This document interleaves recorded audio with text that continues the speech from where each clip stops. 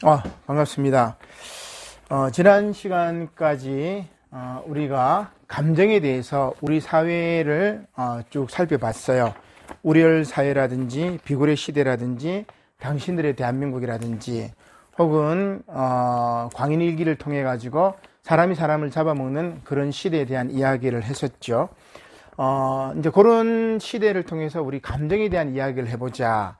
로고스에서 이성에서 감정으로 넘어가 보자. 그런 이야기인데, 그 감정에 대한 철학자 중에 대표적인 철학자가 누구냐면 감정의 윤리학, 기쁨의 윤리학을 말했던 스피노자입니다. 그래서 오늘 이제 스피노자와 루크레티우스 이 두 사람에 대한 이제 이야기를 한번 해보려고 하는데, 먼저 순서는 스피노자가 먼저 되어 있지만 루크레티우스를 먼저 이야기를 해보려고 합니다. 루크레티우스가 누구냐면은 로마의 유물론 철학자입니다. 사물의 본성에 관하여라는 이제 우리말로 번역되어 있는 책인데,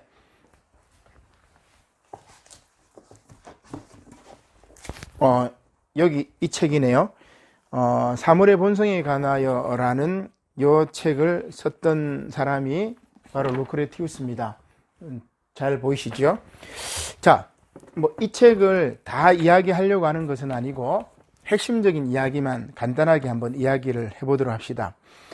여러분, 우리 지난번에 고대 철학자들을 이야기를 한 적이 있죠.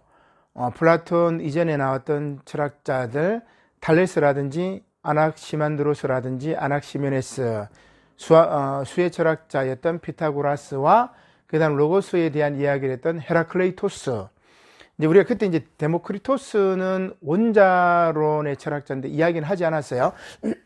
대신에 헤라클레이토스는 어둠의 철학자, 우울한 철학자라면 웃음의 철학자가 바로 데모크리토스라고 이야기를 했습니다. 데모크리토스는 원자론으로 유명한 철학자죠.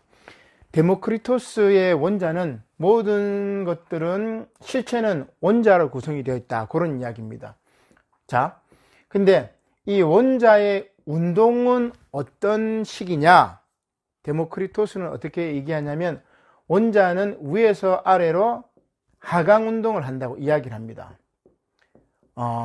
단지 원자만의 운동이 아니라 인간의 삶과 연결시켜서도 이렇게 이야기를 할 수가 있단 말이에요. 여기에 그러면 변화가 있어요? 변화가 없어요? 변화가 없죠? 위에서 내려오는 것밖에 없으니까 변화가 없단 말이에요. 근데 여기에서 우리가 잘 알고 있는 에피쿠로스, 쾌락학파라고도 이야기를 하는데, 이 에피쿠로스는 뭔 이야기를 하냐면 이 원자에서 편의 운동을 하는 게 있다. 이걸 우리가 이제 클리나멘이라고 얘기합니다. 우리말로 번역하면 이탈이라고 하기도 하고 편의 운동. 이렇게 이탈한다는 말은 이제 편이라는 것은 이렇게 대각선으로.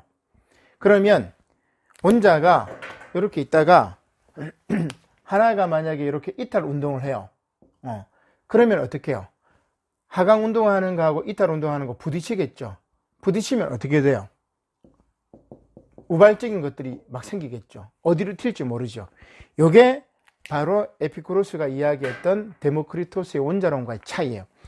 마르크스의 박사 논문이 바로 이 데모크리토스와 그리고 에피쿠로스의 원자론의 차이를 이야기한 건데, 그때 이제 루크레티우스의 사물의 본성에 관하여 책을 이제 참조를 하겠죠. 루크레티우스도 마찬가지입니다. 여기에 이 원자론을 통해서 편의 운동을 통해서 인간의 자유의지를 설명하는 거죠.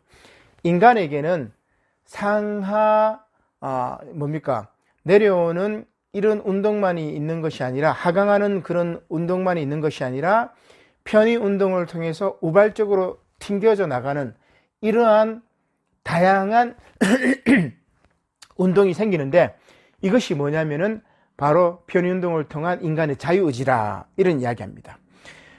그래서 루크레티우스가 자유의지를 설명할 때 운명으로부터 빼앗아낸 의지, 하강운동은 그냥 단지 운명이잖아. 그죠? 그리고 신이 우리를 선택했다. 너는 이렇게 노예로 운명이 지어졌다. 이런 것들에 반대하고 저항하는 것이 바로 편의운동이고 바로 자유의지예요. 자유의지. 운명으로부터 빼앗아낸 의지, 이게 자유의지입니다.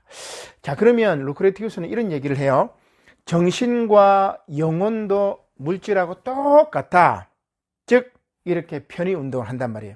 여기에 이제 자유의지가 있는 것이고, 물질의 다양한 운동, 그리고 오늘 이 현상 세계의 다양성이 보증이 된다고 이야기하는 것이 바로 사물의 본성에서 이야기하는 루크레티우스의 이야기입니다. 자, 그러면 이 편의운동이 어떻게 스피노자의 기쁨의 윤리학으로 가느냐, 요게 이제 중요합니다. 자, 그러면 먼저 스피노자를 이야기할 때 우리가 뭘 볼 수 있냐면은 스피노자의 코나투스라는 개념을 이해를 해야 됩니다. 코나투스는 우리말로는 충동 혹은 욕망이라고 이야기를 할 수가 있겠죠.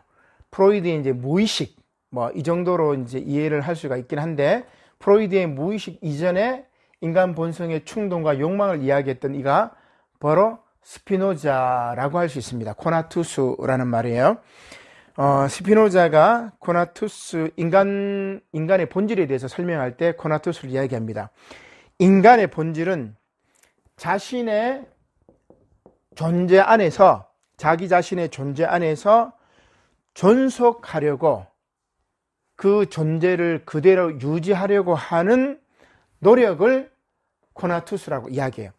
내가 나를 나되게 하려고 하는 모든 노력이 바로 코나투스라는 말입니다. 인간의 본질은 자기 자신이 되려고 하는 거겠죠. 다른 말로 하면은 자신의 충동을 만족하려고 하고 자기 자신의 욕망을 만족하려고 하는 것들, 이러한 코나투스에 사로잡힌 것이 바로 인간 존재의 본질이라고 이야기합니다. 이제 조금 더 세련되게 얘기하면 코나투스는 자유이자 안전이다. 자기 자신을 유지하려고 하기 때문에 안전이기도 하고, 또한 자기 자신의 충동과 욕망을 유지하려고 하기 때문에 자유이다. 이런 이야기죠. 자, 근데 여기서 왜 이제 루크레티우스의 클리라멘 편의운동과 연결이 되느냐, 이제 이런 얘기입니다. 자, 이런 이야기를 해요. 우리가 타자를 만났을 때 기쁨과 슬픔의 감정 둘 중 하나에 사로잡히죠. 간단하게 얘기하면 이런 겁니다. 어떤 친구를 만나면 참 그 친구에 내 얘기도 하고 싶고 막 기뻐, 좋아. 근데 어떤 친구는 만나면 짜증나고 막 슬픈 감정이 생겨요. 화가 나고, 만나지 말았으면. 그러니까 그런 모든 것들이 뭐냐면은 바로 만남의 윤리학이고, 나에게 기쁨을 주는 친구는 나의 코나투스를 뭡니까? 증대시켜 주는 거죠. 그래서 스피노자는 기쁨이라는 감정을 이렇게 설명합니다. 존재 역량이 증대될 때 갖는 감정, 나의 코나투스가 증대될 때, 강화될 때, 많아질 때, 그때 느끼는 감정이 기쁨이라는 것이고, 역으로 슬픔이라는 것은 존재 역량이 감소될 때 느끼는 그런 감정이겠죠. 그러니까 이렇게 우발적으로 만남, 크릴라멘을 통해서, 이탈 운동을 통해서 우발적으로 만났을 때 그 만남 가운데 나에게 기쁨을 주는 사람이 있고 나에게 슬픔이 주는 사람이 있어요. 그러면 우리는 어떻게 해야 돼? 기쁨을 주는 사람과는 만나려고 하고 슬픔을 주는 사람과는 만나지 않으려고 하는 거죠. 이게 스피노자가 이야기했던 감정의 윤리학이라고 이야기를 할 수 있습니다. 기쁨의 윤리학. 나아가서는, 자, 우리는 타자를 만났을 때 기쁨과 슬픔 둘 중 하나의 감정에 사로잡힌다. 가령 어떤 사람을 만났을 때 우리는 자신이 더 완전해졌다는 느낌을 받을 때가 있고, 반대로 자신이 불완전해졌다는 느낌을 받을 수 있다. 저는 여러분들이 이 강의를 통해 가지고 중간고사의 내용을 알게 되는 완전한 기쁨을 누리길 바랍니다. 자, 중간고사 시험 문제 6번입니다.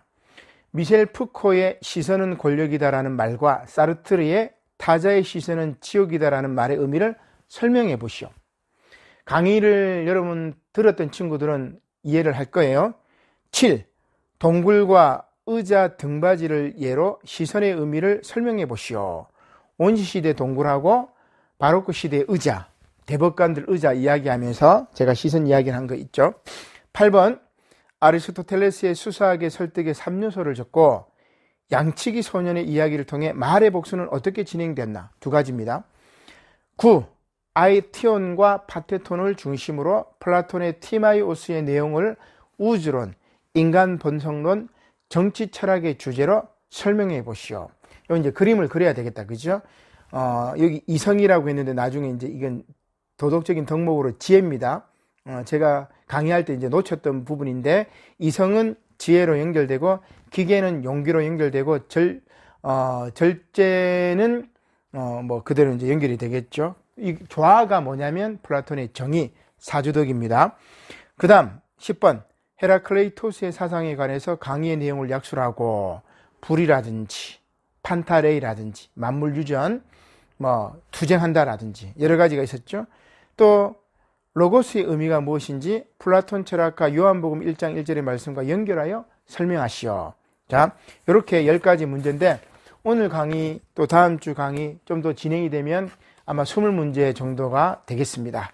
오픈 면대면으로 만나면 바로 인사하고 시험 바로 칩니다. 여러분 제가 꼭 얘기했고 강의 들었던 친구들은 꼭 기억하고 해주시길 바랍니다. 자, 그럼 계속해서 진행해 봅시다.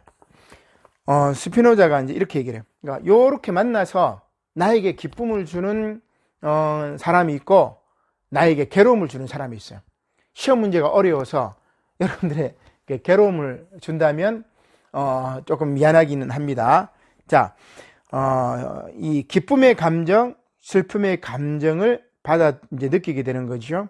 따라서 슬픔과 기쁨이라는 상이한 상태에 직면하게 된다면 슬픔을 주는 관계를 단절하고 기쁨을 주는 관계를 지속시키려는 것이 바로 인간의 행복한 삶일 것이다.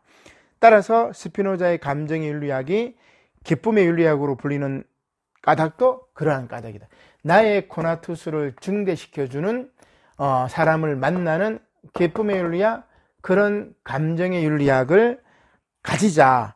이게 스피노자의 이야기라고 할 수가 있습니다. 그래서 여러분들이 루크레티우스하고 스피노자의 이런 클리라멘 코나투스의 핵심 개념은 조금 잘 이해하고 있으면 좋겠다. 그런 생각을 해봅니다. 고맙습니다.